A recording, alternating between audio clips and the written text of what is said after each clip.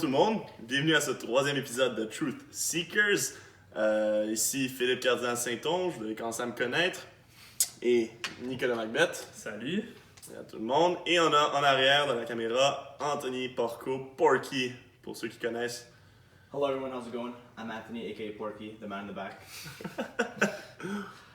All right, so to get us started, we're going to ask Porky to read us out the questions and we'll try to put them into the final video too.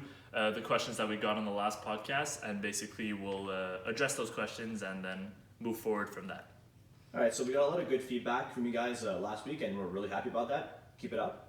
So for our first question, it's from Dina, and she asked, on the subject of the fake news generator that was very dangerous, you mentioned last podcast, do you think that since technology will advance on both sides, that it will be easy to spot fake news in the future? What are your thoughts? You can start. So it's a really good question.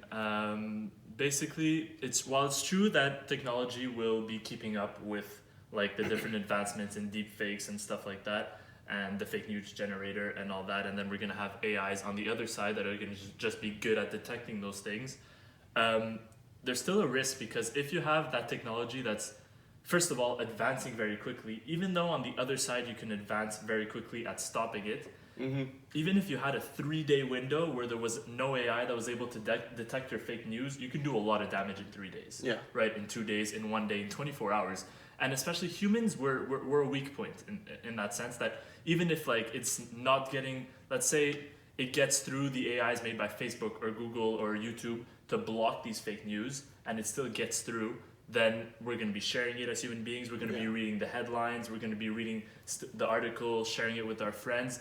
And so it can slip through the net, and it's just dangerous to have. Even though, yes, there will be better countermeasures, they're still dangerous to have because we're the weakest point for technology. So, and since humans are using social media and stuff like that, there's still going to be spread of fake news if you can have fake news generators that are as powerful as the ones that are being created now. So basically the worst problem is the reaction time. It's this little window when the fake news is generated and the reaction from the other AIs that are going to detect it. So basically, we still have a huge problem with fake news, with the fake news generator like this. Yeah, because it's completely inconceivable to just have every single text or word being like analyzed by Facebook or YouTube, or every second of video and stuff like that. So usually they take things, the stories that take traction or everything, but if a story starts to take traction, even if you're not posting it publicly on Facebook, maybe you're sharing it in Messenger with your friends, which Facebook does not have access to. There's a bunch of things that can be done. So it's still dangerous to have a fake news generator, even though the technology to stop it is getting better and better. Okay, so let's be cautious with that, because fake news are faster than counter fake news, from what I understand. For now, yes. For the next question, Porky? So for the next question, it comes from our good friend Raf.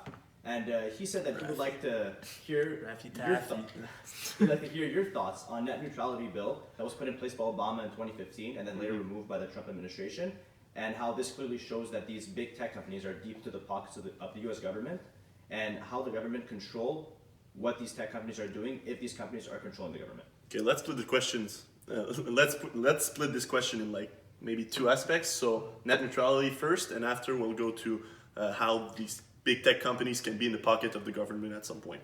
Okay. So on the net neutrality, I don't really know about this subject, so just so everyone knows what net neutrality is, basically, there was a lot of talk about it like in the last year, and then like 5 years ago before that. Basically, it's a bill that keeps on like kind of being renewed ever since I think the internet was created. Or it's like kind of an old bill where it says that everyone should have equal access to the internet. So whether you're with Bell, let's say in Montreal's case, Bell, Videotron, Rogers, they cannot control what content you have access to, what speed you have access to it, or how many times you have access to it. Yeah. Let's say Bell owns a streaming company called, I think they actually do own Crave TV. I may be very wrong on that. Whatever. They own a streaming company that's competition to Netflix, okay? Yeah. And you're with Bell, but you want to use Netflix. But they can either slow down the speeds because they have access to all of that. Like they have the technological power to, let's say you're connecting to Netflix server, to slow down your speed to a point where it's unusable to use Netflix. You're always loading, or your video is always at 144p, or to completely block your access, or to say you have to pay extra just because you're a Bell user and you're using Netflix. What the net neutrality bill And in Canada, I think we're pretty protected with that because we have the CRTC, and like the governments of Canada have always said like we're for net neutrality. But in the United States, there's the problem that when net neutrality disappeared, there haven't been any big things yet, but there was like the scare of, let's say, Verizon makes a partnership with Netflix. Netflix wanted net neutrality, so they wanted it to keep it fair for everyone. But let's say Verizon did a partnership with Netflix or any other streaming service, then you'd have to use theirs. You wouldn't be able to use someone else's, or it would be extremely slow, or it would be blocked and stuff like that. So what the net neutrality bill is to keep everyone on the same ground to be able to have access to any different site on the internet. Okay. You shouldn't be blocked by your internet service provider, by big tech companies, by anyone. You should be allowed to do whatever you want.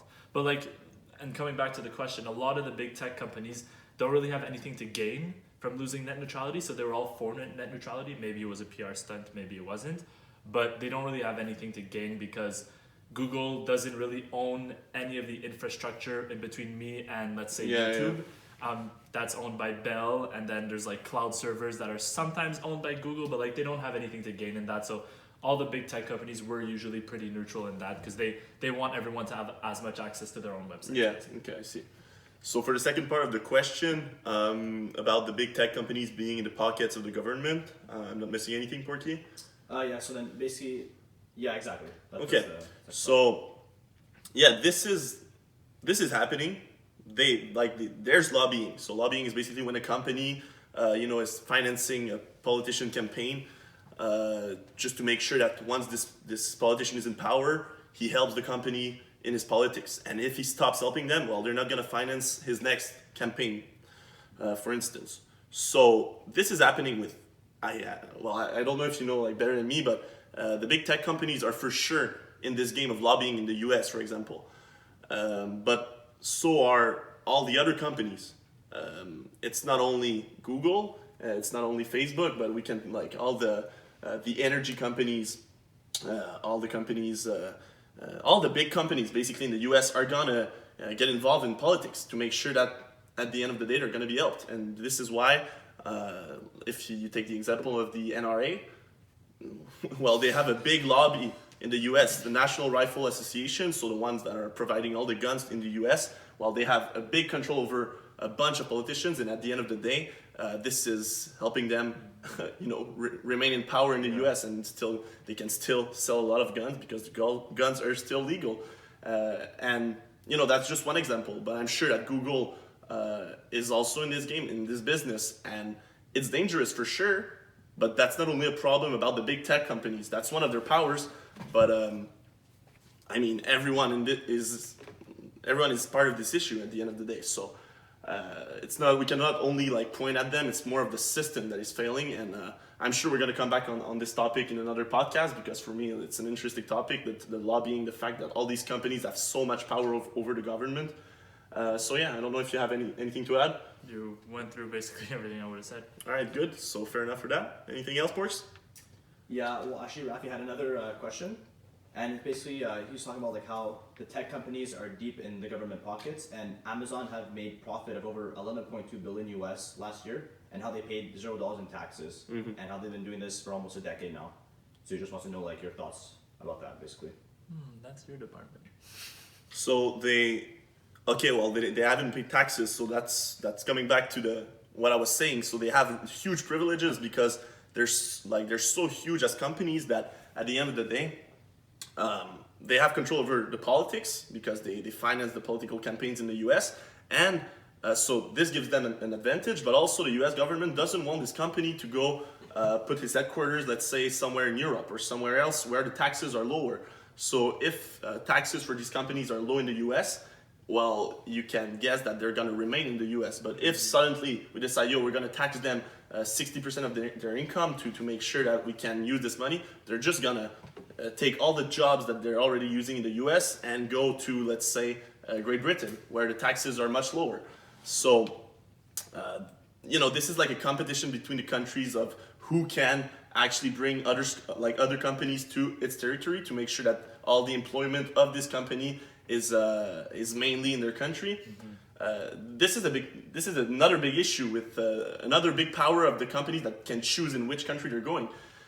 But that's how the political system right now works. I know that Ireland has basically the lowest tax rate for big companies, and Apple has a huge. And it's also a national pride to have these big companies Yeah. have their headquarters in your And it's country. good jobs. Like these jobs, it's awesome jobs for the economies because they make so much money. Like the engineers in Apple or Google or whatever. Like it's a lot of money. Then after they're gonna invest in the country, so it helps them. So I can see why Google has like such low rates of taxes, but you know we have to consider the fact that the U.S. wants to keep Google in the U.S. or Amazon in the U.S., etc. And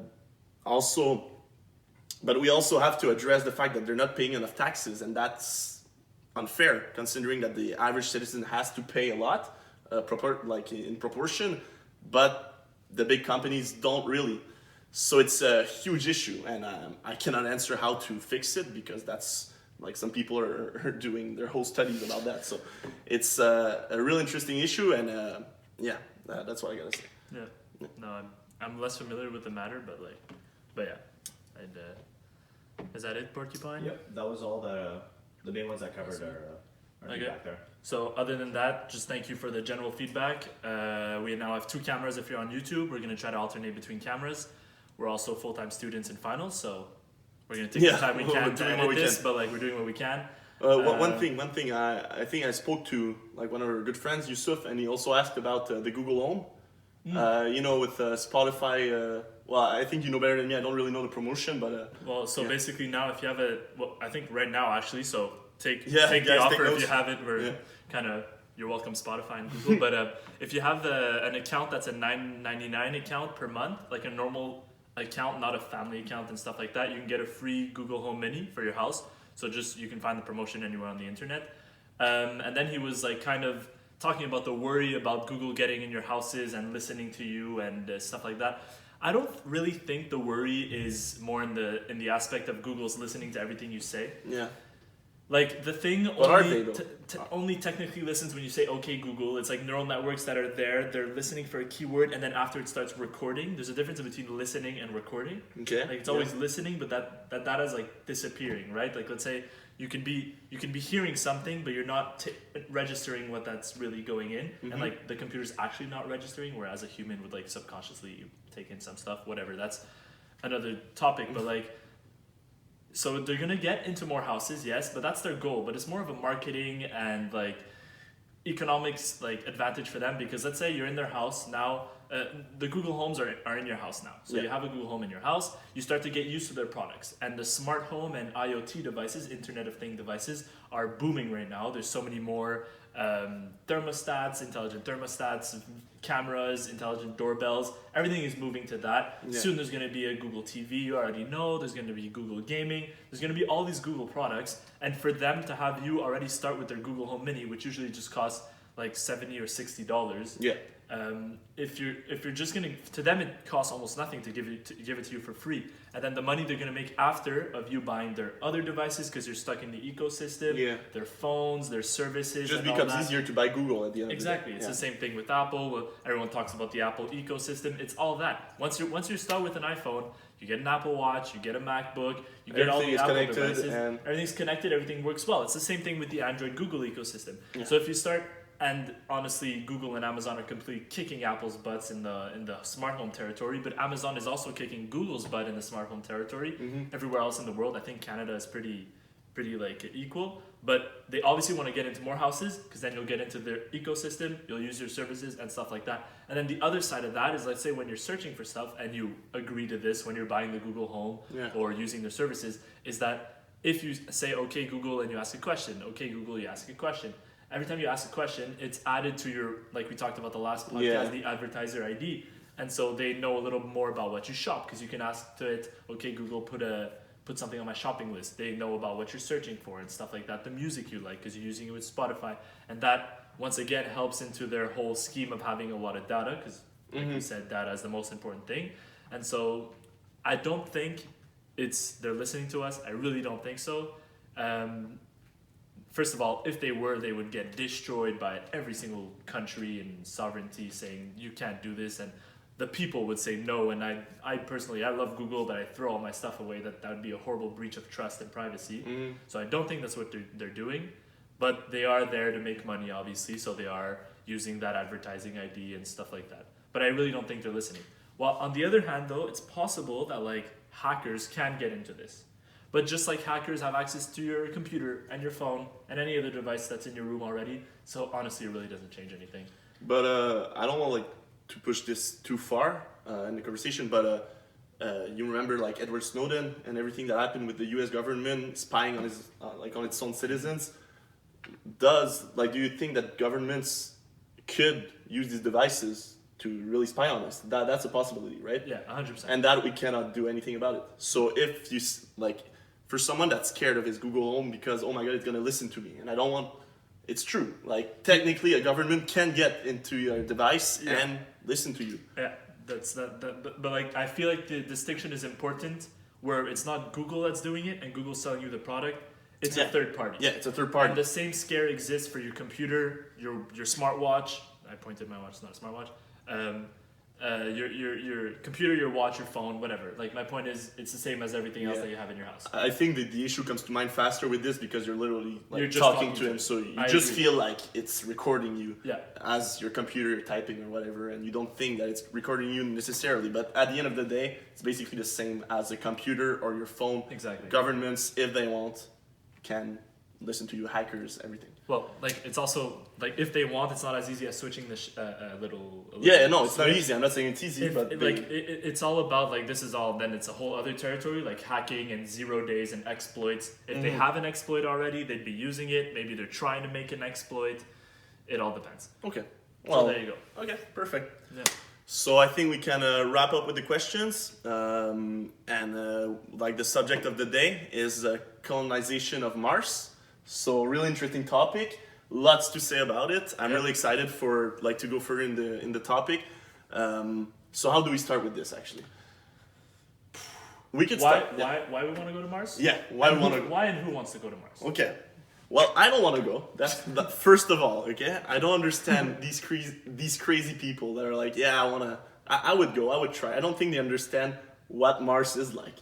Guys, this thing is terrible. I'm telling you, I did my research. You cannot breathe. There's radiation everywhere, so you just get cancer in basically a week. The sand is electromagnetic, so it sticks to your suits. Yeah, to your suits, and if you bring the suits inside, it goes into your lungs, and if it goes into your lungs, you die. So there's so many problems with this planet that I just don't like. At the beginning, I had this image of Mars being like Earth, but just no water, no fun, just a big desert. But it's not Earth at all. It's actually another story on Mars. So I wouldn't go. And why we want to go, I would like the humans to go. I don't know why I would like the humans to go though. I think that's important because discovery, curiosity, and just finding new horizons is part of our DNA. Like we evolved. Weird, huh? We evolved in Africa. We went into everywhere. We just want to go where we're a we're curious not. species. Yeah. And I find that's important because first of all, you find answers upon yourself doing the journey to get to places. True. Because you see the difficulties and then how you're going to change for those difficulties, and there's a bunch of questions you answer on the journey to get to a new place. And it's just about curiosity and advancing ourselves as a species, I think. That's why I think being a multi-planetary species would be just a cool thing, we're smart enough. Yeah, I we would have like the it, tech but for it. It's horrible, and we'll get into that and the ways that we have to prepare Mars for humans and stuff. But Elon Musk over here, great guy, he says human beings should be a multi-planetary species because we have the technology capabilities. Technically, it would be hard, but we could do it. And why not? And on the other hand, it's I read this somewhere, it's a planet B. Yeah. If ever Earth completely gets destroyed, either because of Third World War, the environment, That wouldn't surprise anyone. There's a fail-safe, right? Let's say there's only 100 human beings, and at least we can restart the human race and we won't forget all the memories and everything if Earth completely gets destroyed, right? So it's a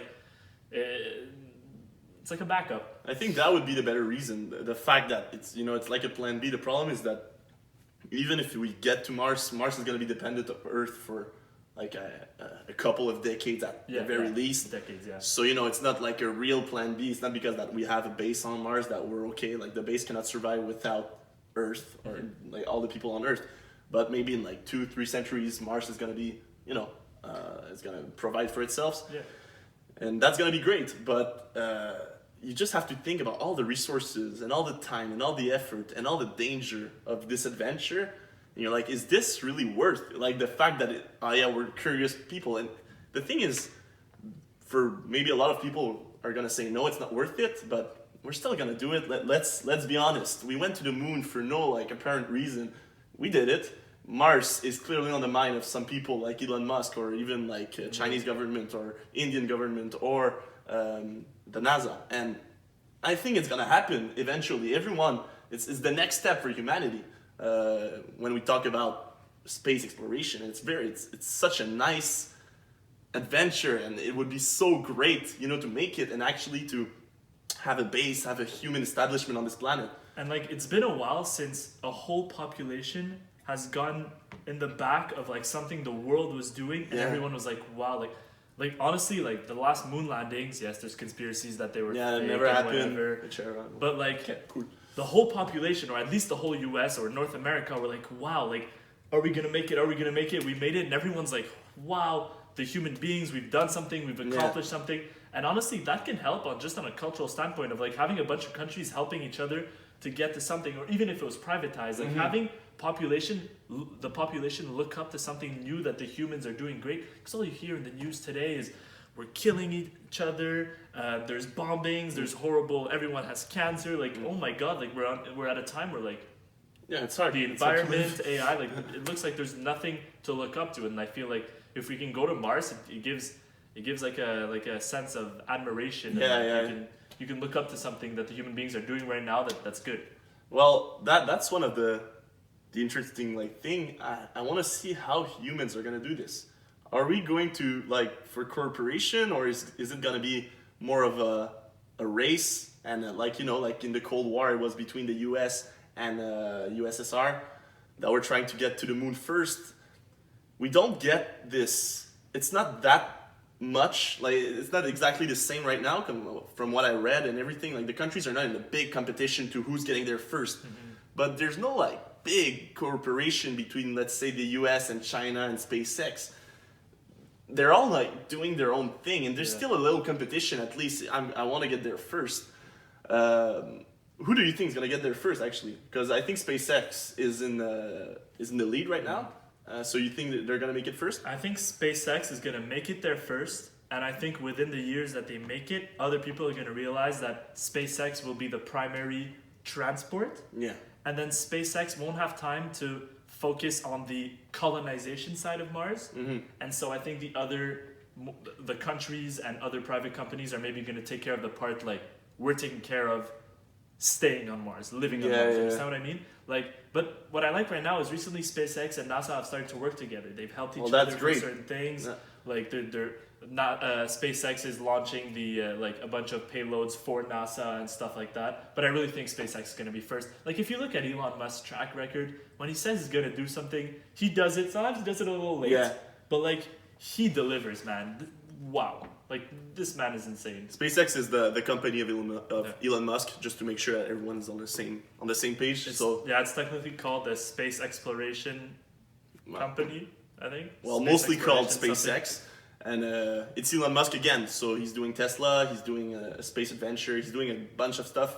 This is, for me, the most exciting one, because the guy just opened a company about going to Mars and, you know, put a Tesla into orbit around the sun, and it's awesome.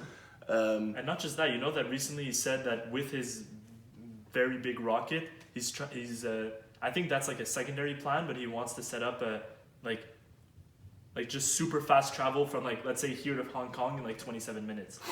Like, you go that would be sick. You go in suborbital flight, and since he's able to land these rockets properly, like, you'd go here to Hong Kong in like the same time that you'd get downtown in a car.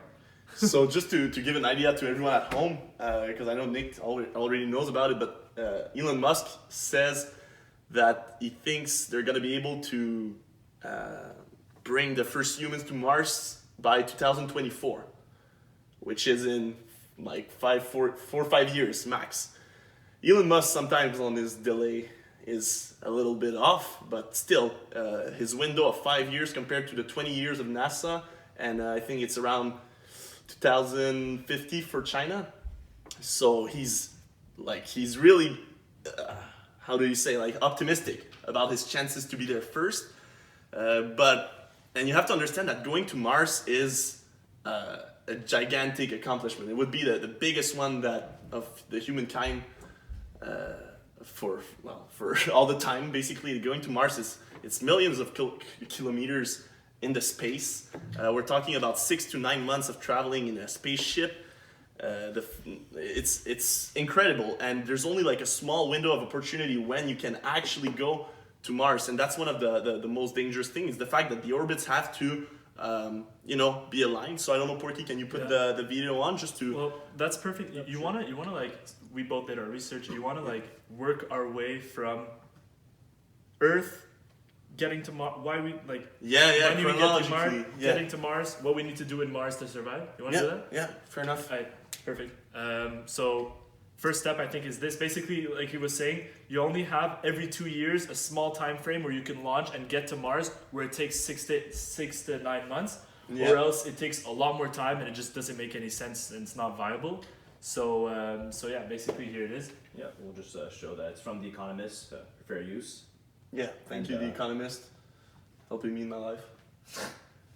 So as you can see, now it's far, now it's far, now it's far, and now we're getting closer. You launch right here with like a certain... Pause the video. Explain it. Yeah. Yeah, you send on that line and then you land, boom, right there. And that's the quickest way, so that... well, it's the way that makes the most sense, it's the most optimized, because like first of all you have the gravity of like the sun, and just like everything just works properly, so that it's the quickest, and takes about 6 to 9 months. But 6 to 9 months is long. But it's not like we haven't done it. Because like we have people at space stations that they do 1 year rotations, and they're able to live the 1 year. So the 1 year in a spaceship is livable as long as you have enough food and stuff like that. It's livable, but they have much more human contact than the ones that would be in the spaceship to go to Mars, because they have communication with Earth. They're basically together. Mm-hmm. Communication in this spaceship is going to be much harder because a much bigger distance. But still doable. Like, I'm not saying it's impossible. It's doable. It's gonna be hard though for the astronauts to, like that. That's an aspect of the question that I was surprised while I was doing my research. The fact that they're doing big research for like psychology and make sure that they can constitute the best group. So how many leaders, how many introverts, how many extroverts, who's gonna be the clown. So they need some personalities to make sure that the group stays in good terms, because they're gonna be together for at least 3 years. You can't quit. No, you can't quit. Like, you cannot come back. So if you get into a beef with someone, well, it's you better sort it out. Because it's gonna be a huge problem for the mission. Also, do you know like how many astronauts would be in the mission? So the first missions. Well, just before we go into SpaceX's plan, because you're talking about SpaceX's plan, right? First of all, for people wondering what like monetary value there is, like this is a private company trying to go to Mars. Why, right? Yeah. Like, first of all, for all the reasons we stated before, but also there's been studies that show, and Neil deGrasse, I'm not sure how to say his name, Tyson, has said that for every $1 you invest into space exploration, you actually get 14 back. For example, like there's minerals that you can mine, there's just science in general. There's a bunch of inventions that come from space exploration that people don't even know. Like there's a lot of inventions that I just found out like this weekend. Like a lot of inventions that we use every day that like trickle down from NASA finding out something and stuff like that, which is actually pretty insane. And like I'm forgetting one example, but like I think one example is the what's the word? Like automatic screwdriver. Okay, yeah. Like with a battery inside. Yeah. I just apparently no one had thought of that until NASA was like, we need this because we need to screw something when spacemen are walking. Okay, yeah. So and like now we're just using it like on a daily basis. We use it on a daily basis. Okay. There's also WD-40. They needed a what's the word? Water. Okay, yeah. They needed a small fluid that would push water away. Mm-hmm.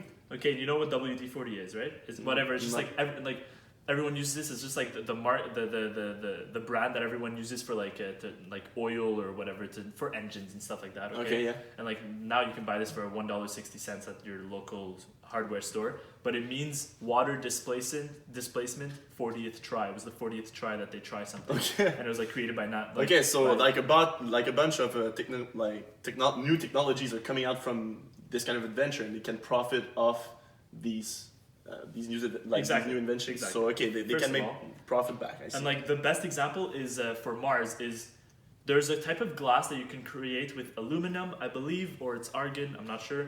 That is literally unbreakable, like straight up. Like you throw it on the ground, it's glass. It's like without even any extra human like tweaks, just creating it is it's bulletproof. Just to tell you how strong it is. Okay, great. Okay, and Pourquoi, if you can pull up a picture of WD-40, I just wanted to just so people know, they usually like you'll see the canister, you'll know what it is. Yeah. I think I know, but. Yeah. But like aluminum, I think, whatever. You make glass out of it, and it's just unkillable. But it's really hard to do on Earth because gravity kind of does something weird to it. And Mars, where we have like 25 or 30% of the gravity, it's super easy. It would be easy to do. So if you do it in Mars, then you can bring it back and you'd make a lot of money. Imagine never, ever any type of phone having to wear a case, and you could chuck your phone at someone. You could use it as a weapon, and it would never break. Like, that'd be sick. Yeah, or like that'd any be other awesome. application. Yeah, for once in my life, my phone would stay alive. Anti-hurricane windows, windows for any other applications where they need to be super strong. Yeah. Like I didn't think whatever. about that. Those are things that you can make a lot of money off space exploration. Yeah. And, I use that sometimes. That's like the canister WD-40. Everyone knows what this is, but this comes from space exploration, basically. Okay, so something like we use like pretty much every day. Yeah, pretty cool. Exactly. Okay. So I'm just saying, there's a monetary incentive to go. You can actually profit from space exploration. Yeah. Okay, that's great. Okay. So now we're in the spaceship. Now we're in the SpaceX creating rockets and spacecrafts. Yeah. They call them, so the livable place and then the place that actually pushes you. Pushes it. Pushes you. What was that? Just had to give everyone the kind of pushes you. Okay. So basically, so now they have their Falcon Heavy, which is their biggest rocket. Yeah. And now they're able to land the boosters, which is really nice because what cost a lot before was you millions and millions just wasted. $40 billion rocket and then wasted because it destroyed. Now they can use a lot of the parts and almost the whole rocket itself, just refuel it, reuse, which is insane. No, that's awesome. I see that. Like I saw that they could reuse it for about 100 times before they actually. Which is crazy done.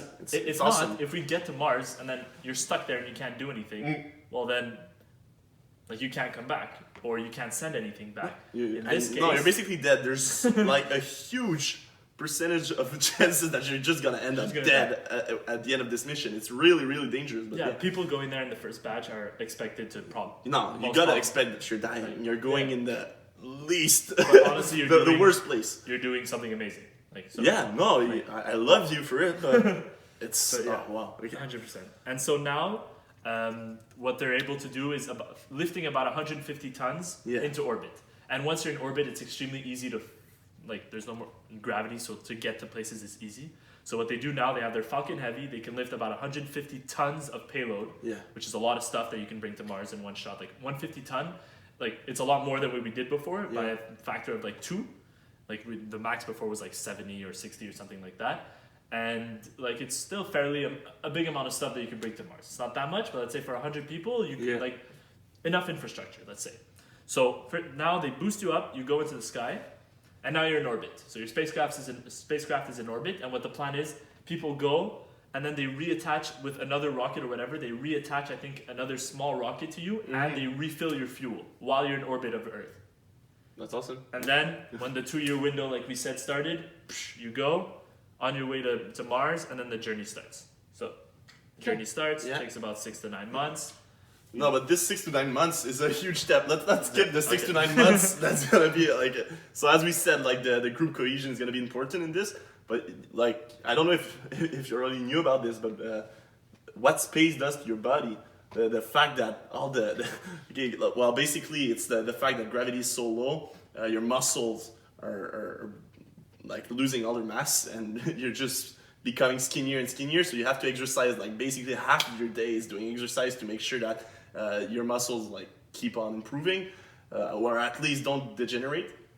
After that, there's the thing on your bones. Your bones are basically getting destroyed also by the lack of gravity. And there's another like important thing that I probably forgot, but whatever. And it's the fact that also you're always, because you're in space and your body's just not accustomed to this kind of pressure and stress. Yeah, you're falling. Yeah, and Always. basically your person, like your whole body is just in an alert stage for 6 to 9 months. So basically all the time that we were scared in our life for like about 3 minutes and we had like adrenaline and everything, they have this for 6 to 9 months and there's nothing we can do about it because it's just how they react to such a stress. And it's normal that their body is, a bit scared of what's happening. Let's say you're in space and all the pressures, all the forces are much different than on Earth. So yeah, so that's a big issue. They can get through it, but maybe with a couple of depressions along the way. And when they come to Mars, it's not like they land on a beach and it's a fun time. So the second they land, and now Problem after problem. yeah, we come to the landing, everything wants to kill you. Okay, everything wants to kill you. Basically, the ground wants to kill you, the radiation wants to kill you, and Yeah, so what's life on Mars? Let's go. Let's so walk you cannot through breathe. life on Mars. First of all, you cannot breathe Okay, because atmosphere is super, super thin, first of all. Yeah. And it's like 98% CO2. yeah, So can't breathe outside. cannot breathe. Can't walk outside. The pressure is like less than 1%, I think, of what's Earth's. Yeah. So you'd explode. Yeah, so like that's a- why you need the suit, to pressurize like the right way. There's the fact that, as I said, like the ground basically, there's first of all radiations in it, and also the fact that it sticks to your to everything that's on you because it's so like thin. It's basically nothing, and it just sticks to you. And if it gets into your lungs, you die. So the second there's too much sand in the how do we habitat, yeah, let's say like the home on Mars, if there's sand in it, everyone just dies from breathing it.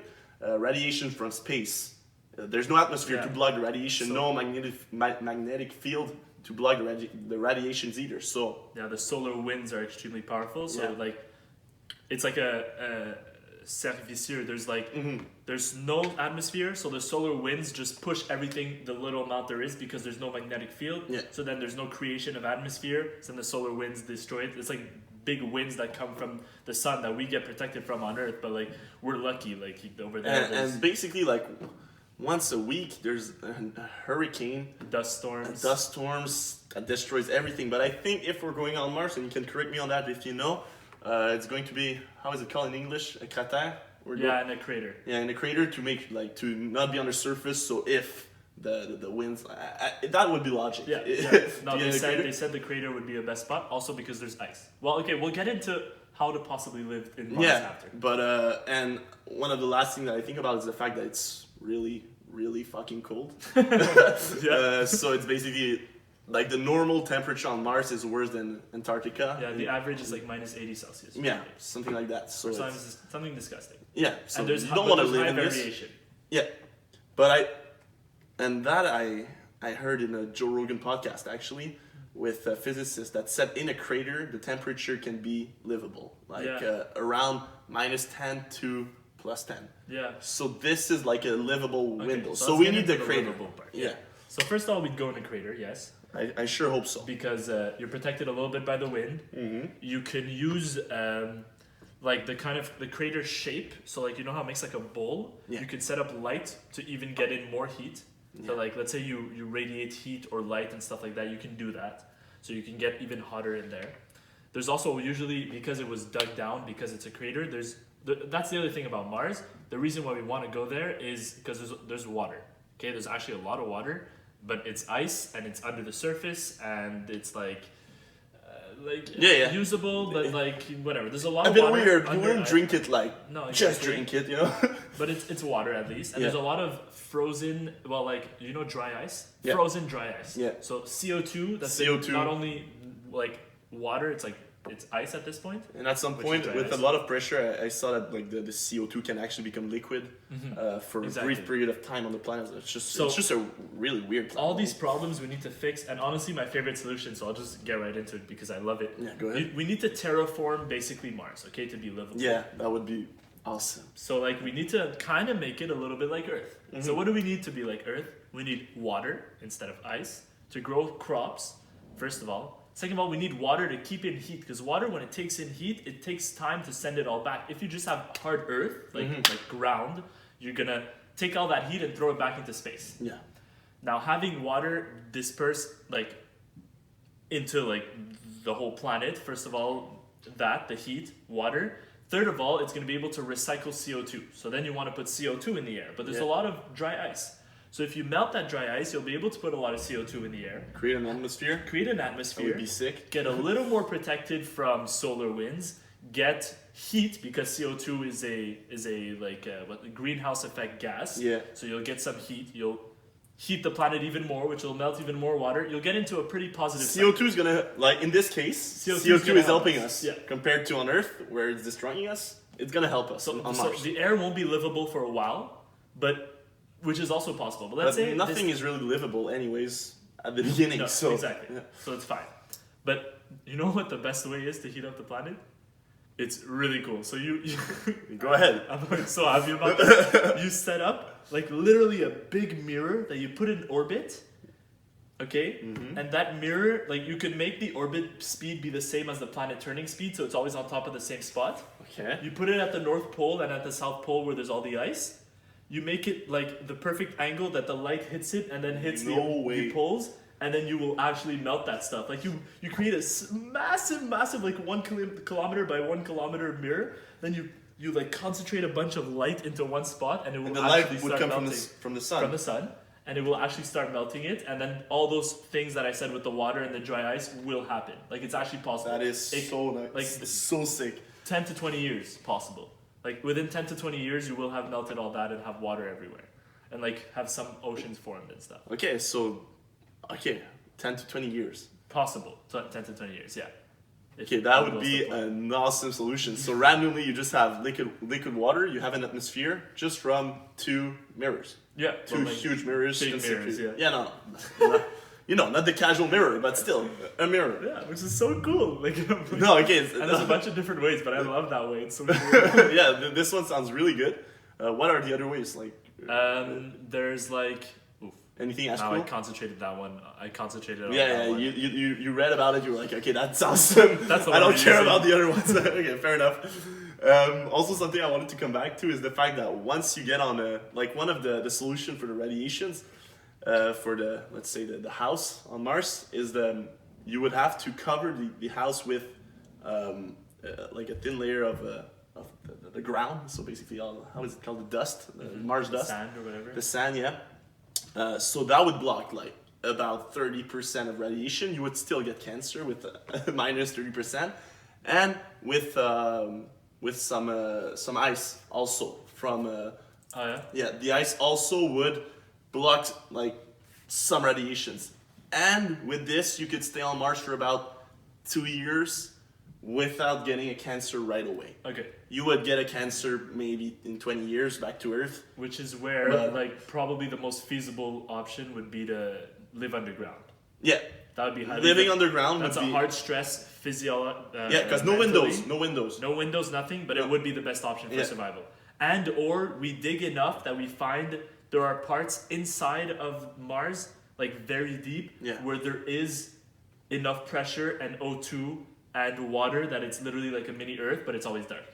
Yeah. That they could do, like they Okay. could actually live Yeah. the air under the ground. Okay, That's possible. Yeah, that would be an awesome. That would be sick. Cool That would probably the fact that you can be outside even if it's underground. I think that's the best. A little better. Because just imagine for 2 years living in the basically a space as big as your basement, No windows. no windows, with like everyone in your private space for the 2 years. You're depressed because there's nothing nice to look at. You cannot go outside. You cannot say, I'm just gonna go breathe some air. No, so imagine the psychological stress that you're gonna get from staying in. I'm sure that when the next cruise comes in, like to make So happy. you just get out of this place because bro, no way am I like staying on this shithole for 2 years, bro.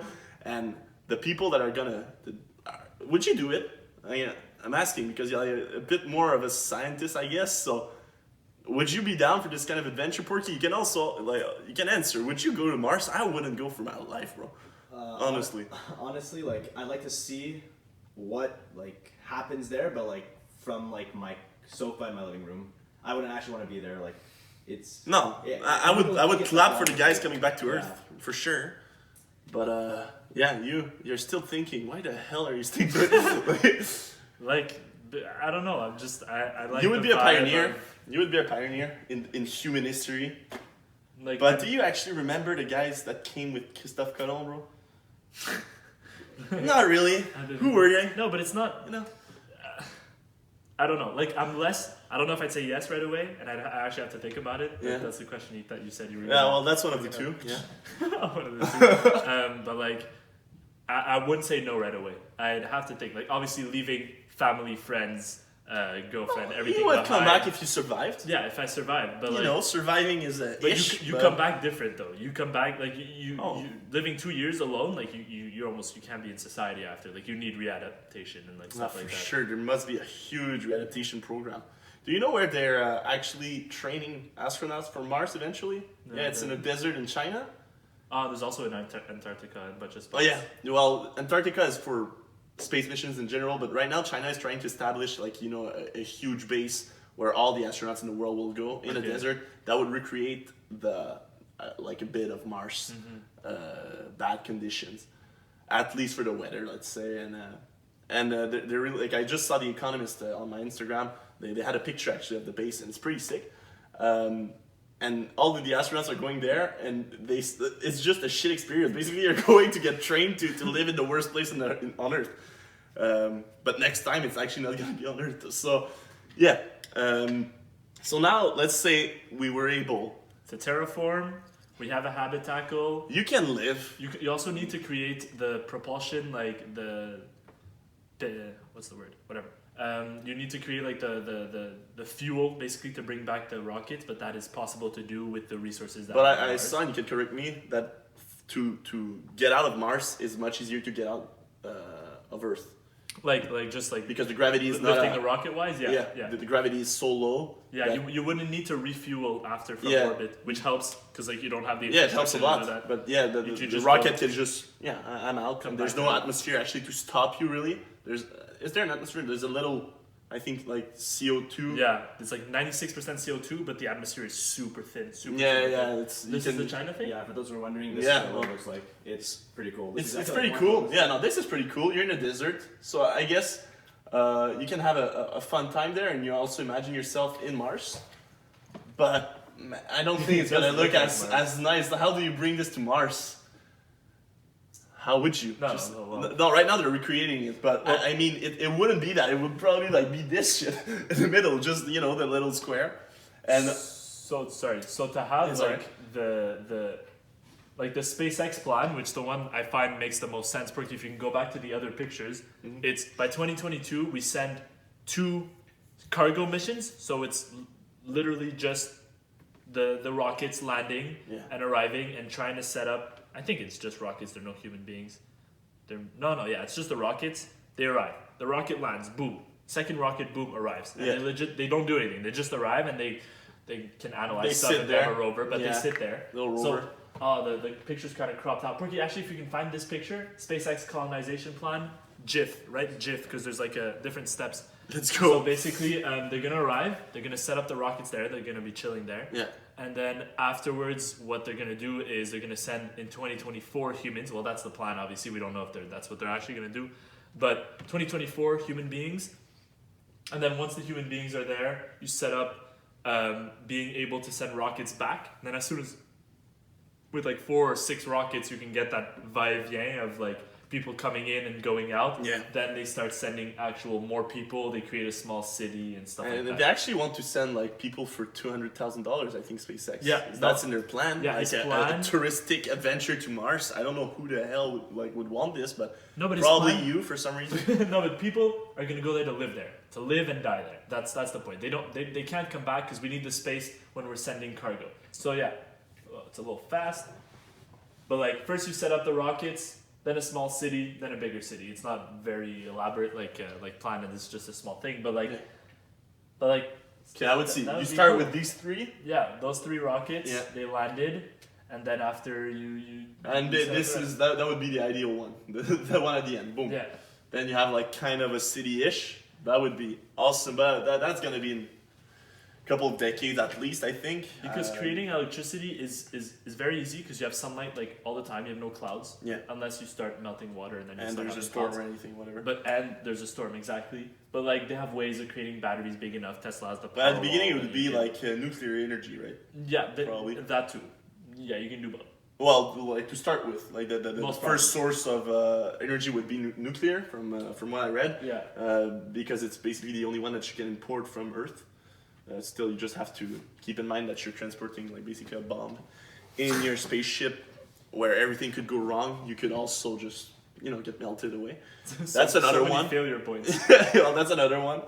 So just imagine now we have like the basic camp, okay, and there's communication from Earth, Mars. We have a little base. It's still dependent of Earth for a couple of decades at least.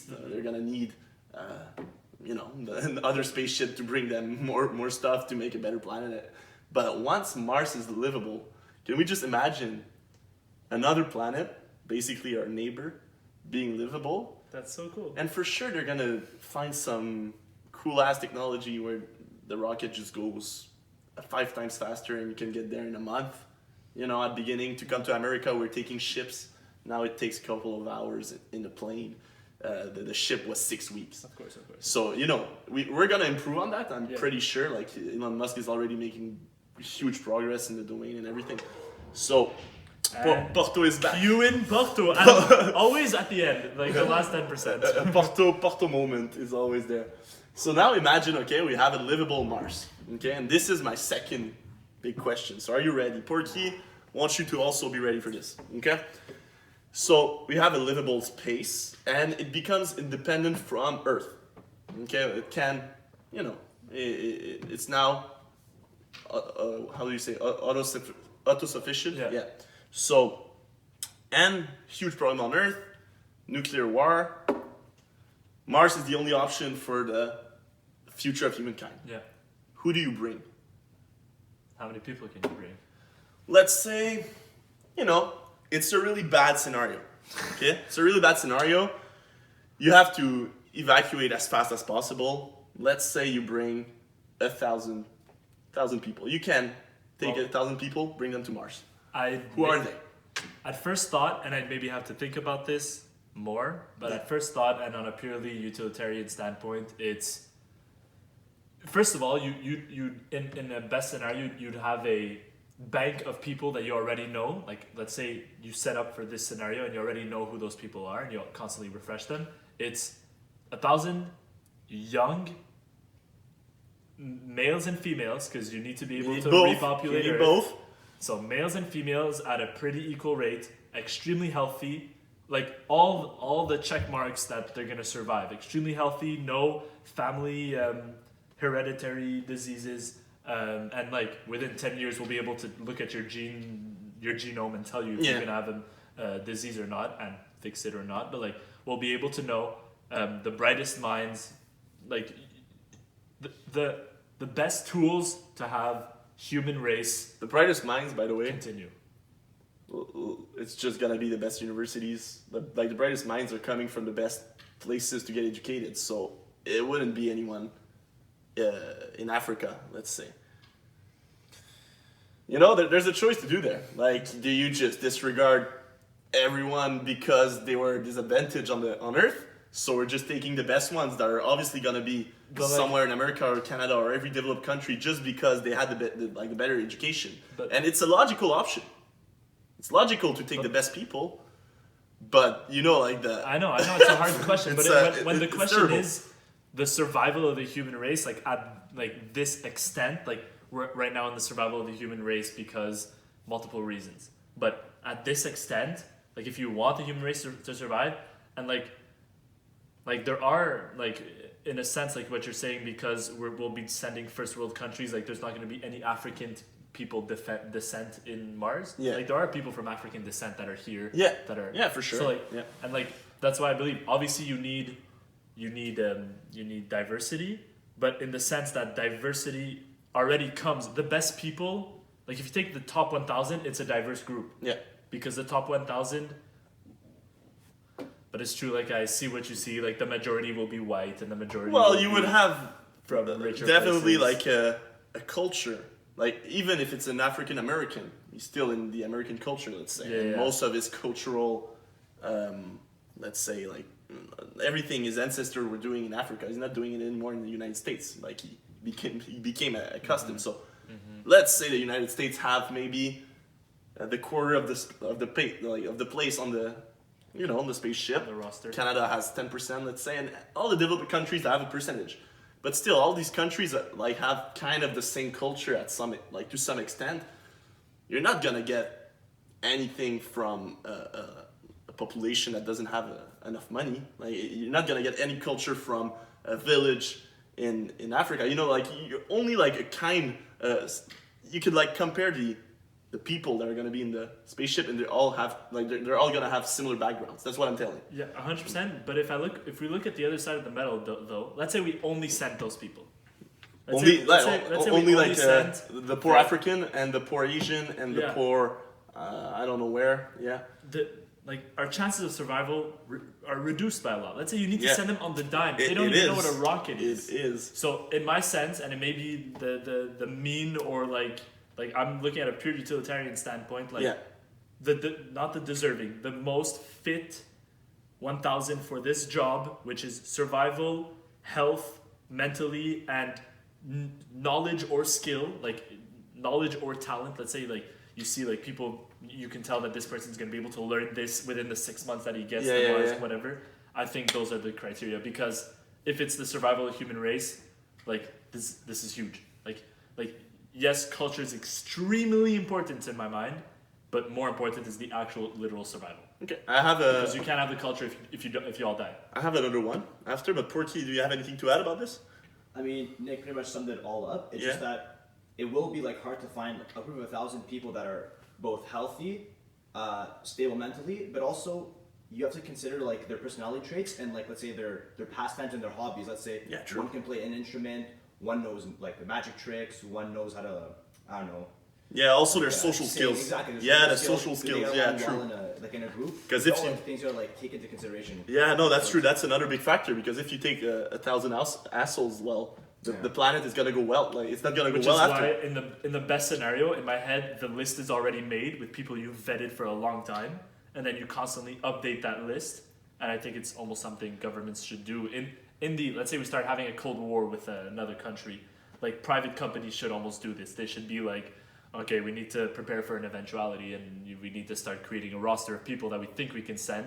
Because if you're sending people on the dime, anyone's gonna be like, oh, you look, I got a PhD, but Yeah. he gets on the flight and he's an asshole and takes the plane, makes everyone crash, and then humanity No, it dies. just puts a bad vibe. Everyone's pissed because of him and Or everything, like it could be as minimal as that, Yeah. but like it makes a big difference. Yeah. Which is why like this does. question needs to be studied, and it's a very important Well, question. yeah. And it needs to be, I think, prepared in advance. And what kind of experts would you take? Like, you would take the best of humankind, but in what field? Of everything. Then Of everything. Yeah. Then a little like, bit of everything. Then like I guess obviously my bad, but you take a big chunk of STEM field.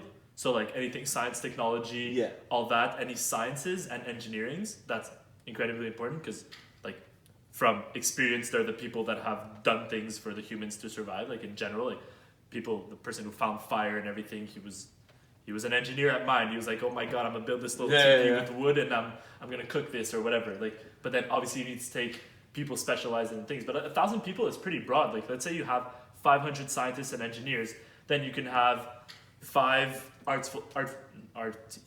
people. Artsful? What's the word? Artistic people. Artistic people. Wow. Fair enough. Pas facile. Artistic people. 5 more chefs, because you need a lot more food than that. But you take it in proportion of how Any how political needed scientist? it is. Yeah, political scientists. But you need people to create a government too. Yeah, well, because you need I would people like to be in this. this 1,000 people. I would also like to be these 1,000 people. I don't want to die. Probably gonna But- die. And then all these people are gonna want to bring their families. And now I'm just saying this because like it has to be said, but like 99% of those people, unless you're with someone else that qualifies for the 1,000 people to go on, You're not gonna go with your family, with your Yeah. significant other, extended family, friends. Ooh, but that like, could be really bad though. It's Because the moral of everyone on the spaceship is gonna drop, so maybe you're gonna have to take like no, care of the families need, also. You need people that are gonna. The moral is gonna drop anyways, because you're gonna have people that die. It's Yeah. impossible that you could just take friends, because I can find probably 50 people I'd want to go with, and you're done with like let's say one person was a relevant person. He can probably find 50 people that he'd want to bring with him, and then you'd only have 20 but look, of the okay. smart people. But you need to find people that are able to mingle and become friends easily. Yeah, imagine right now, okay? We have a base on Mars, a good one, like same scenario, just right now, okay? And you're trying to get the best spaceship to get out of Earth, okay? And then you want Elon Musk on this spaceship, right? Yeah, imagine he says, no, I want to die with my family. You're like, Elon, we cannot, this mission is going to fail if we don't get your engineering skills on Mars. Then You bring Elon's family. then it's a case by case thing. You'd have obviously, like I'm saying, a study. Why? Elon Musk, in my head, can waste 10 of those 1,000 Yeah. people. So if that's his thing, but you see, I wouldn't see Elon Musk do that. And the type of people you want to send there are people that understand the necessity. But a lot of people, like, you can understand necessity, but you're leaving your family behind, your wife, your kids, you know, it's necessary, but you're still crying, like, for the next 40 years of your life. Obviously, but that's why you need people that have the different mentality. Like, you need people that are capable of separating the two. Okay, 'Cause, yeah. like, let's That say would be a survival of the huge human race, factor. But it is a huge factor. Huge But you see, factor. like, Elon Musk, like, I'm not in his head, but I'd see him go, like, for the good of the people, like, well, now he has 5 kids, I think. Like, I don't know how much of a father's man he is. I don't know his personal life. Yeah. But like I see him, From what you saw from him. from what I see him do, Yeah. I feel like he's able to put the Focus on humankind the and not conscience his of personal. humanity, like in his best interest. Like he puts humanity before That would be like harsh. anything else, And, and it would be extremely harsh. This is like horrible doomsday scenario, obviously. Yeah, But you it need is. people that are capable of it. And maybe like I think it's about time to. Yeah, it's about an hour. Okay, so just a last question, maybe to wrap things up. How much in this same scenario do you think money is going to play a role? Because suddenly, Earth is done. So what is the value of money when everyone is dying anyways? So do you think we're gonna like import the concept of being rich to Mars? And do you think people like with more financial capability are gonna be first on the list? Like I don't see how that would turn out, because who the fuck cares about the money at this point? But then that depends on if it's a private company bringing it or the government. I feel like the government would be less money inclined. Well, But we also- could be surprised also Yeah. by them. That's true. In like a doomsday scenario, they just become the evil guy. Honestly, like I don't know what would happen, but like You're in once, Porto also, if you have anything to add about this. but once you land and you're still in that shitty situation of like even if you have money, still can't walk outside just as much as the person next to you. Yeah. Like, and money doesn't mean anything over there. You give me a US dollar on Mars, and I I'll don't be like, care. cool, I'm gonna wipe my ass with this. Like, I don't care. Like Yeah. you can care less. So I think money would be less. It would be more than it would be more like power within like individuals. Like let's say you have people that are like Your skills owe you or are something. gonna be way more important than And money. there's gonna, but that's a whole other question. There's for sure hierarchy that's gonna build, and then like you need to create like ways of regulating and whatever. Because then, anarchy is just gonna anarchy. Go ahead, Borch. Yeah, this is where I strongly agree with Nick on the fact that we need to like plan this before, because we can't just like take 1,000 people and be like, okay, you guys just rebuild humanity. You can't really do that. You have to like actually plan out like beforehand who's going to be the leader. Let's say emergency. But that's what I'm saying. That's what I'm saying. Yeah. Plan a leader, and then like Agree. say, well, look, this is what we I got said to do. agree. I heard disagree. He agrees. No, he right. strongly Yeah. agrees with you. Like, you need to, like, already have a leader that everybody's fine with going there. It's not just like, you know what, I'm gonna take the power because I feel like it. 100%. That's what, like, 100%. goes to shit space. Like we arrive over there, and then you have some guy that turns around and is like, all right, I'm taking power now. And you're just like, nope, we'll relax. Exactly. But like you tell me beforehand, Elon Musk is taking care of all engineering decisions. This person is taking care of all these decisions. I'm going to be like, I agree with this plan, and if you don't agree with this plan, you're kicked off the plane. Like Exactly. basically. You do the teamwork going my God. since the beginning, and then Not kicked off the plane everything once you're together. on the plane. I mean beforehand. You know, for like maybe one of the first time in humanities, money is not gonna be like the main source of power. Because it's survival. Because like, at that everything, point. yeah, you just like, yeah, well, pure survival. this is done. Your money doesn't count anymore. And this is great because if we just send billionaires there and they only know how to do business, we're in kind of a big trouble, you know? Exactly. So, yeah, anything to add about I think I was Mars? gonna add something I forgot. No, yeah, Go ahead. you were just saying the $200,000 mark. Like Yeah. Elon Musk's point is to try to make it the average or the median price of a normal home in the U.S. is $200,000. He's like instead sell your of home. instead Wow. of having to get financing from the bank to go home to buy a house, you'll be financing to relocate to Mars. That's his plan. Wow. That's what he Also, wants if you to have do. a house, you just sell it. You sell it And you're you like, go to I'm Mars going with it. Mars. I'm doing my part. And yeah, it's oh my god. And And then it once would be you spend- available to everyone for $200,000. That's awesome. Once you start Well, having awesome. a colony like this, then like there's obviously very important people that are necessary to the whole functioning, Yeah. but you can start having people that are just living.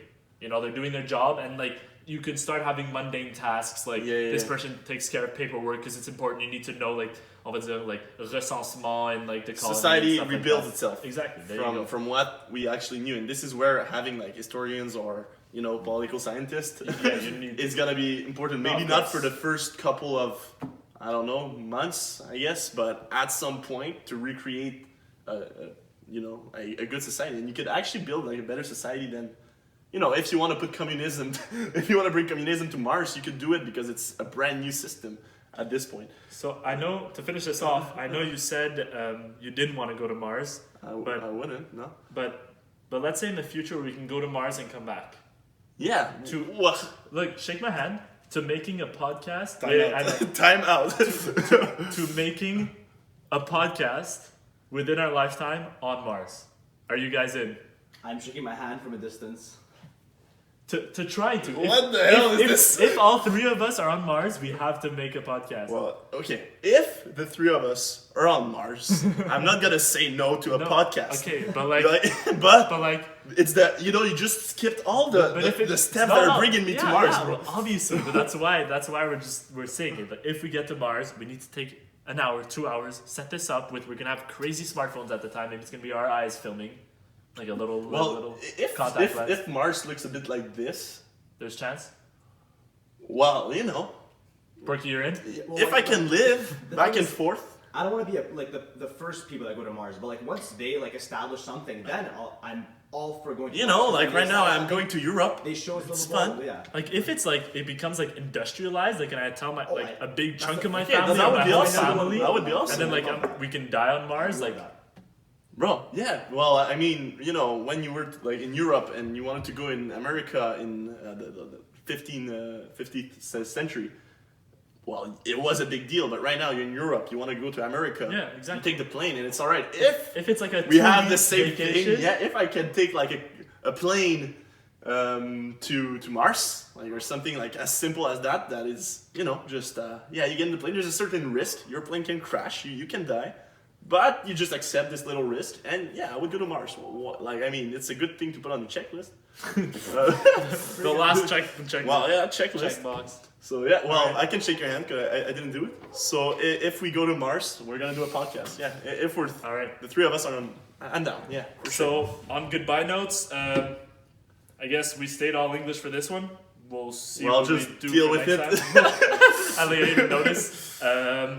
Thank you so much for listening. Thank you so much for the feedback on the last one. Continue leaving feedback. We love it. Either private message, comments, whatever you want. Continue to like, share, subscribe, smash that like button. Smash that like button, like Dina says.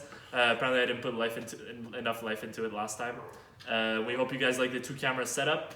Trying it, Yeah. It's a good try. There you go. And if I could add something, if you want like any information from where we get our info, just I think we could like put some things in the description, like the main things that we used. I have like 2 or 3 like really interesting videos about Mars if you ever want to see it. 100%. And if ever you have any questions or yeah, clarifications, you can put it in the comment section or inbox us directly if you know us. This time we're actually gonna put our Insta handles here and there. We're actually gonna do it. My bad last time. I'll say it right away. It was my fault. We didn't put it. I'm the one that edited the video and Still saying it's Porky's fault. I wasn't gonna re-render a 4K 60 frame video. It took 13 hours, so wasn't gonna redo it. I forgot to put the Insta handles. It happens. Yeah, it's a lot of trouble to go through an hour 4K footage apparently. So yeah, we'll make it a lot better this time. Don't worry.